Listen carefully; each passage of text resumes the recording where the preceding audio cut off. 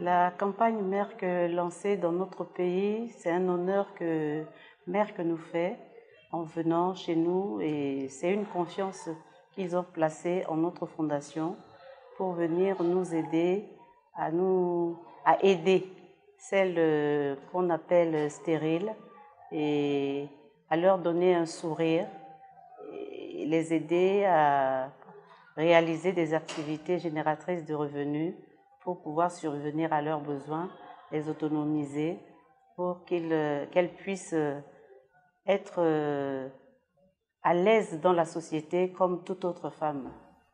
Je nourrissais déjà ce projet en moi et c'est devenu une réalité. Et c'est à la suite des activités que Merck a bien voulu porter son choix sur mon humble personne et j'ai accepté immédiatement, ce qui a concrétisé mon projet vraiment que je nourrissais.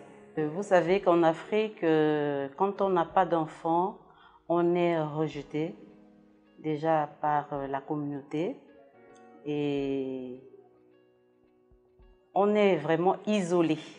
Et c'est un phénomène qui entraîne des conséquences dramatiques, compliquées au niveau, à travers ces femmes qui en souffrent et qu'on n'en parle pas. Ce sont des femmes qui sont comme toutes les autres femmes et elles éduquent mieux même que les parents biologiques. Alors, elles subissent des violences psychologiques et morales, tout genre de violence, même physique.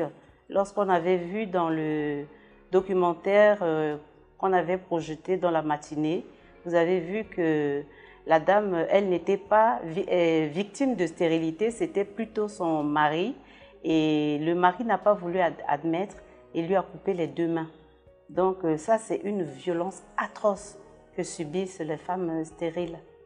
Donc c'est ça qui a fait que nous avons vraiment voulu les aider en leur donnant un peu d'espoir.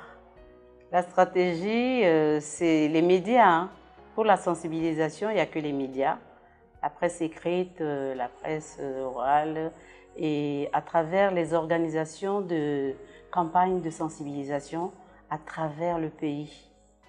Et cela est nécessaire pour essayer de demander à la communauté de ne pas trop stigmatiser ces femmes, d'essayer de réduire la stigmatisation à travers les campagnes que nous allons mener dans les préfectures et à travers le monde en tant qu'ambassadrice dans les pays francophones.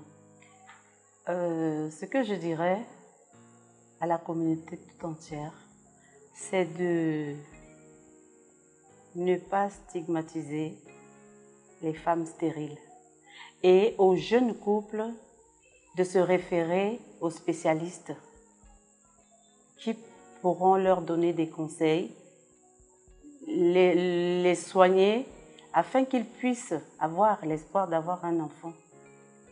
Ce qu'il faut faire, c'est d'aller vers les spécialistes, surtout les jeunes couples. Il ne faut pas attendre de vieillir pour pouvoir penser à cela. Il faut essayer de s'entendre dans le couple et pour trouver une solution adéquate à leurs problèmes. Parce qu'aujourd'hui, le problème de stérilité est attribué à la femme et injustement. C'est un problème qui touche en ce moment et les hommes et les femmes. Et les hommes ne veulent pas admettre ce phénomène et c'est un tabou pour les hommes. Lui dire qu'il est stérile, c'est un tabou. Les gens n'en parlent pas. Et il faut faire en sorte que les hommes puissent être sensibilisés, les jeunes couples être sensibilisés pour qu'ensemble on trouve vraiment un terrain d'entente dans les couples pour que ce couple qui s'entend a un espoir pour avoir des enfants. Mais ceux qui ne veulent pas admettre et qui jettent la pierre sur les femmes stériles alors qu'elles ne le sont pas réellement toutes, on doit essayer de remédier à ce phénomène. Et on doit sensibiliser plus les couples que la femme seulement. Il faut sensibiliser le couple. C'est les couples qui vont faire des enfants. Ce n'est pas une femme seule ou un homme seul qui va faire des enfants, c'est le couple. Et il faut les prendre à la racine. La racine, c'est-à-dire les jeunes. Il faut commencer dès le début. Et dans les établissements scolaires et partout dans la communauté, on est tous concernés. Il y a la femme,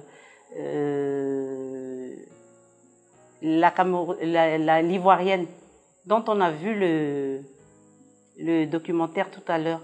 C'est dans sa propre famille qu'elle est vraiment marginalisée, discriminée et tout. Elle est isolée parce qu'à chaque fois qu'il y a une naissance dans la famille, on lui dit on attend ton tour. Ce sont nos propres familles même qui sont à l'origine des fois de nos stigmatisations. Et la communauté vient ensuite.